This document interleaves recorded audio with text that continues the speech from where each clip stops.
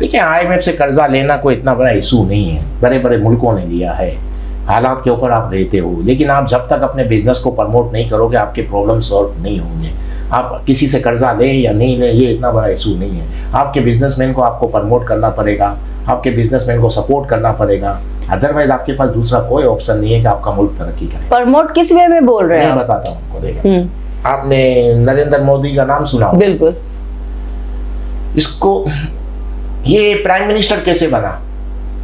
ये prime minister बना, इससे पहले वो चीफ मिनिस्टर था गुजरात का। इसने चीफ मिनिस्टर जब ये गुजरात का बना तो पूरे गुजरात के बड़े बड़े बिजनेसमैनों को अपने पास बुला लिया और इनको कहा कि आपको कहाँ जगह चाहिए, सब जगह आपको मैं देता हूँ। जिस जगह पे आपको अपनी इंडस्ट्री लगानी है, फैक्ट्रियाँ लगानी है, लगाएं। आपको हर किस्म के राइट, एम्प्लॉय का कोई राइट नहीं, सब आपके राइट, आप बस बिजनेस डालें।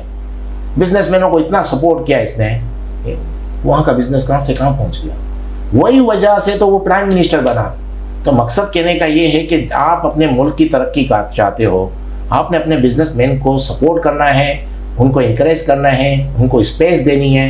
अदरवाइज आप कोई दूसरा रास्ता ही नहीं है आपका मुल्क तरक्की करे। सर, यहाँ तो हुक्मरानों ने ताजिर बिरादरी पे भी ऐसा वक्त लाकर खड़ा कर दिया था कि वो भी एहतजाज और धरने तक पर आ गए थे। क्या कहेंगे इसके बारे में? मैं यही तो बोल रहा हूँ, एहतजाज तो खैर छोटी सी बात है। मैंने कहा बिजनेस ही लूट लिया गया था 1974 में, तो बिजनेस ही लूट लिया गया था, तो उसके तो असरात अभी तक चल ही रहे हैं। और जब तक आप अपने बिजनेस को कॉन्फिडेंस नहीं देंगे उनको, जब तक बाहर से इन्वेस्टर नहीं आएगा, पाकिस्तान के हालात कभी सही नहीं होंगे। बाहर से इन्वेस्टमेंट कैसे आएगा? आपका लॉ एंड ऑर्डर देख लो।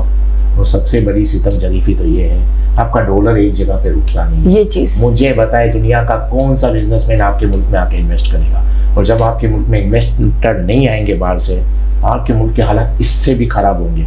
आज जिस हालात में हम लोग हैं और जिन हाल को आप बोल रही हैं बहुत प्रॉब्लम है, 1 साल बाद अब इनसे ज़्यादा तकलीफ में आ जाएंगे अगर इसी तरह से सिलसिला रहा। आपका डॉलर एक तरफ रुकता नहीं है, कोई बिजनेस हो नहीं सकता।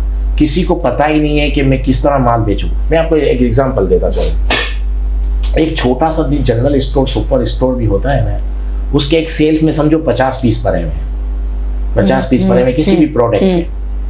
उसका समझो एक प्रोडक्ट 100 रुपए की एग्जांपल दे रहा हूँ, 120 में वो बेच रहे हैं। उसके एक सेल्फ में 50 पीस पड़े हैं, उसने 50 पीस बेचे प्रॉफिट के साथ। और जब वो मार्केट में लेने जाता है तो उसी कीमत में उसको 40 पीस मिलते हैं या 45। तो बैठे बैठे इंसान का मतलब पैसा खत्म हो जाता है। मतलब कहने का ये है कि आपने डॉलर एक जगह पे है नहीं, तो कॉस्ट हर चीज़ की बढ़ जाती है। आप एक चीज़ बेचोगे और जब उसी चीज़ को लेने जाओगे तो आपको महंगी मिलेगी, तो आप तो बैठे बैठे ही पिघल जाओगे ना। तो कौन आदमी, कौन ऐसा बिजनेसमैन जो यहाँ पर आके काम करेगा? उसने काम किया, इससे तो अच्छा वो अपना काम बंद रखे। कम से कम वो 50 पीस जो इसके सेल्फ में पड़े हैं वो तो रहेंगे। नहीं तो वो सेल करता है उसको प्रॉफिट के साथ, और जब लेने जाता है तो उसको उसकी उसी कीमत में 45 पीस मिलते हैं। तो मकसद कहने का, क्योंकि आपके डॉलर बढ़ता जा रहा है, जैसे डॉलर बढ़ता जा रहा है हम लोग टोटल डिपेंड इंपोर्ट पे करते हैं। अगर हमारी इंडस्ट्रियाँ यहाँ पर चल रही हैं वो भी उसी पे चल रही हैं, रॉ मटेरियल इंपोर्ट कर रहा है तो उसकी कॉस्ट बढ़ जाती है।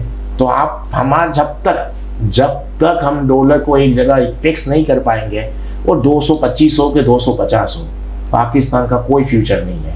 जब तक ये वो 1 साल चलता है कि 3 महीने चलेगा या 6 महीने चलेगा, मुझे नहीं पता।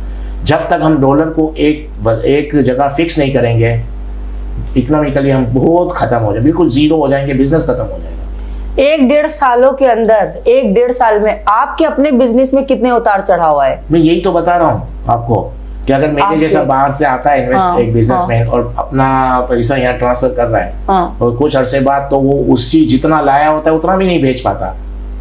अगर आप $1 लाख या $1 मिलियन ला के अगर यहाँ पर इन्वेस्ट कर रहे हो पाकिस्तान में, तो 2 साल बाद जब आप भेजने जाते हो, प्रॉफिट भी करने के बाद रुपीस में आपने प्रॉफिट कर लिया। जब आप देखते हो तो आपका डॉलर के हिसाब से वो 10 मिलियन आप लाए हो, वो 9.5 मिलियन हो जाता है। कैसे काम करेंगे आप? स्टॉक एक्सचेंज के हालात के बारे में क्या कहेंगे आजकल? कैसे? सब इसी पे, मैं तो एक ही चीज पे बिलीव करता हूँ कि जब तक आपका डॉलर फिक्स नहीं होगा, आपके मुल्क का कोई मुस्तकबिल नहीं है, कोई फ्यूचर नहीं है। जब तक आपने डॉलर फिक्स नहीं किया एक जगह पे, कोई इम्कान है कुछ इसका? देखिए, एक्चुअल डॉलर का मुझे जहां तक लगता है ये तो एक सट्टा हो रहा है, बिल्कुल, कभी बढ़ जाता है, कभी नीचे, कभी ऊपर। इसकी तो प्रॉपर इन्वेस्टिगेशन होनी चाहिए। ये डॉलर प्राइस क्यों ऊपर जा रहा है, कभी नीचे आ जाता है, फिर अचानक ऊपर चला जाता है। कुछ मीडिया के जरिए आ जाते हैं लोग, भाई 180 पे हो जाएगा, 190 पे हो जाएगा, डॉलर बेचो, जब डॉलर बेचने लोग निकलते हैं फिर थोड़े दिन बाद दोबारा डॉलर ऊपर हो जाता है। तो ये तो सीधा सीधा नज़र आ रहा है, सट्टा चल रहा है। तो जब तक गवर्नमेंट इसमें इन्वेस्टिगेशन प्रॉपर तरीके से नहीं करेगी तो डॉलर कंट्रोल नहीं होगा, तो आपके मुल्क का मुझे लगता है कोई फ्यूचर नहीं है।